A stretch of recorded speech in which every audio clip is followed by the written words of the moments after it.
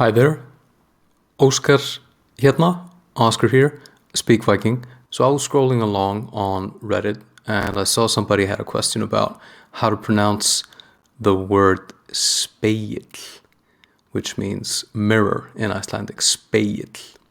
So I thought I would just do a quick video on that. Spegill is pronounced kind of like this, spegill, spegill. Spegill. Here spegill. Here is a mirror.